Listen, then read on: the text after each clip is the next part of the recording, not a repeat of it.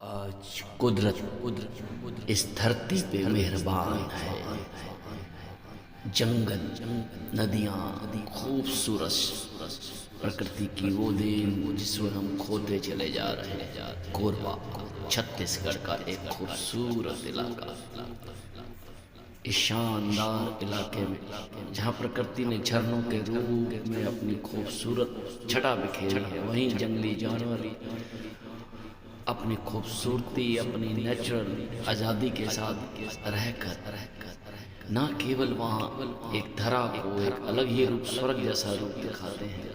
आज की यात्रा, आइए हम आपको लेके चलेंगे कोरबा की खूबसूरत जगहों, सतरंगा की तरफ हम जा रहे हैं।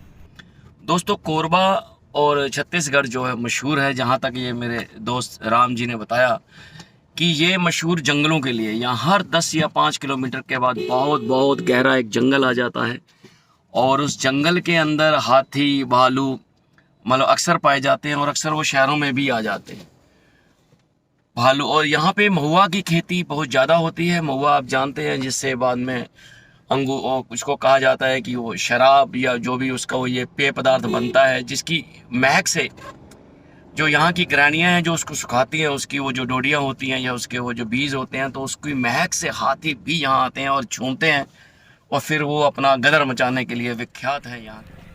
हाय, नमस्कार, आदाब, सत श्री अकाल। मैं हूँ हरविंदर मांगकर और आज मैं खड़ा हूँ छत्तीसगढ़ में। जी हाँ, 1 2 3 4 5 नहीं, पूरे छत्तीसगढ़ के अंदर, और उसके कोरबा के पास सतरंगा डैम के पास हसदेव डैम इनका नाम है। जगह का नाम सतरंगा है।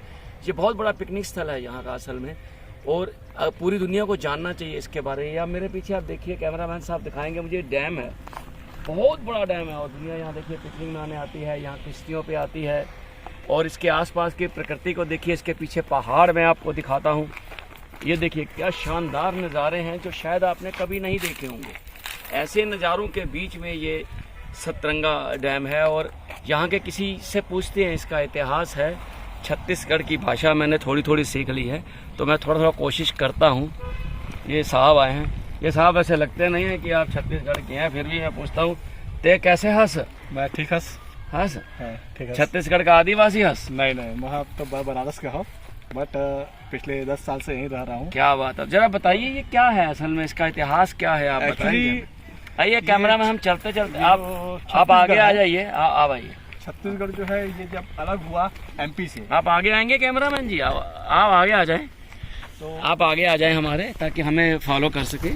तो जब आप हमें लीजिए, देखिए ये कैमरा में। चलिए अब छत्तीसगढ़ से अलग हुआ सर ना, तो एमपी से अलग हुआ छत्तीसगढ़। तो छत्तीसगढ़ को जितने नेचुरल रिसोर्सेज थे और नेचुरल ब्यूटी में जितने भी डैम्स थे, वो सब आ गए अपना छत्तीसगढ़ के अंदर। तो ये उन्हीं डैम में से एक है। सतरंगा इसको नाम दिया गया है, बट लेकिन ये जो पानी है ये हसदेव नदी का पानी है। हसदेव नदी एक ऐसा नदी है जिसमें इतना पानी है कि 50 साल से ज्यादा लोगों को पानी के लिए नहीं तरसना पड़ेगा। आइए आप इधर खड़े होते हैं ताकि इनको नदी भी और हम दोनों दिख जाएंगे। तो ये आप देख सकते हैं, जहाँ तक आपकी नजर जा सकती है वो दूर दूर तक पूरा डैम है। सिर्फ ये पानी आप बोलते हैं 50 साल तक खत्म नहीं होगा। 50 साल से ज्यादा ही पानी है ऊपर बारिश का या उसका। ये प्रकृति के पानी है। ये चारों तरफ के जंगल का जो बरसात होती है ये सब उसी के पानी है। आप हैरान होंगे, ये जंगल, घने जंगल, यहाँ भालू और हाथी उचित मात्रा में है और अक्सर यहाँ महुआ की खेती की जाती है। जैसा इन भाई साहब ने मेरे को बताया, ये हमारे गाइड हैं, इन्होंने हमें बताया कि यहाँ महुआ की खेती की जाती है। और महुआ से शायद क्या बनता है सर? एक्चुअली ये जो एरिया है ये पूरा आदिवासी क्षेत्र है और जंगल से जुड़े हुए हैं। इधर कैमरा इधर बोला, ये पूरा जंगल से जुड़ा हुआ है। यदि आप सिटी से 10 किलोमीटर के डायमीटर में आप जाएंगे तो ये जंगल है।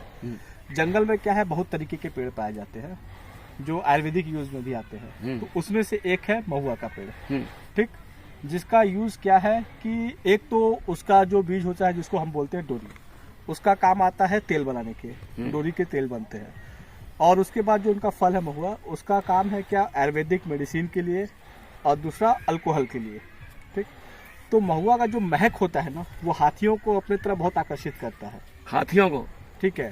तो वे उन्हीं महक को खींचते खींचते कभी कभी गांव के पास तक आ जाते हैं। मतलब नशा चढ़ जाता है। हाँ, अब आप बोल सरूर सकते में आ हैं, जाते हाँ, हैं। सुरूर में आ जाते हैं, तो वो आ जाते हैं घर तक। नशा शराब में नहीं, महुआ में होता है। अभी महुआ ध्यान में से होता है। समझिए, हाँ। जिससे हाथी को भी मस्त कर देते हैं। हाँ, फिर वो आके तोड़फोड़ करते हैं। अब आके वो तोड़फोड़ करेंगे। Naturally जंगली है तो वो तो जंगली कुछ- हाथी है करके। अरे, वो नहीं आते। दरअसल मुझे लगता है दोस्त कि हम लोग उनके घर में घुस गए हैं। हाँ, आप बोल सकते हैं। हमने पेड़ों को काट काटा दिया है। हमने जंगल को खाना शुरू कर दिया, हम बस। उनके रहने की जगहें खा गए। खा गए। हम पे पूरा ये इतना घना था, ये आपका ये जो कोरबा है जिसके बारे में ये जगह है कि कहा जाता है कि Actually, सर सर, आप सांस लेते थे तो ऑक्सीजन 1000 पॉइंट आपके अंदर आती है। 100 तो हम अभी भी नहीं मिलती कहीं भी नहीं। अब ये 1000 आती थी, लेकिन हमने काट काट के अपने आप को। लेकिन फिर भी देखो, कुदरत कभी भी आपसे नाराज नहीं होती। कुदरत ने आपको वो दिया, ये इतना पानी आप देख रहे हैं। कहाँ ये पानी, आप अभी देख रहे हैं, ये बरसात में ये पानी वो रोड तक पहुंच जाता है पूरा। हाँ, ये पूरा आगे तक वो ऊपर रोड पहाड़ों तक पहुंच ये जाता है। सारे ये नज़ारे पूरा हैं। एरिया जो सी ये चारों तरफ के जो जंगल के पानी है, ये सब यहीं आके यही आता है, ये ढलान पे है। ढलान पे है पूरा। तो ये मुझे सिर्फ ये बताएं सर। कि यहाँ जो खेती होती है जी जी जी। वो अक्सर महुआ के अलावा क्या चावल की बहुत खेती चावल होती की, धान का, छत्तीसगढ़ को तो धान का कटोरा बोला जाता है। है? धान का कटोरा। हाँ, क्या बात। तो चावल तो यहाँ उचित पैमाने पे है, जिसको हम एक्सपोर्ट भी करते हैं, ठीक है, अन्य देशों में।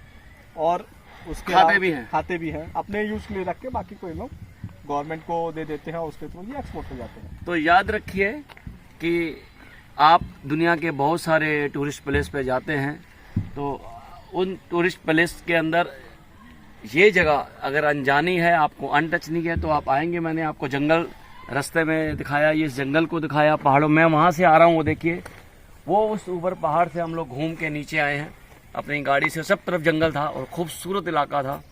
जी करता है यहीं के होके रह जाएं, मगर क्या करें, ये जिंदगी, जीवन चलने का नाम है दोस्तों। फिर किसी दिन, फिर किसी और जगह पे और खूबसूरत मुकाम पे आपसे फिर मुलाकात हो। तब तक देखते रहिए पॉपकॉर्न फिश इंडिया, और मैं आपका दोस्त रविंद्र मांकड़। जीते रहिए, मुस्कुराते रहिए। जय हिंद।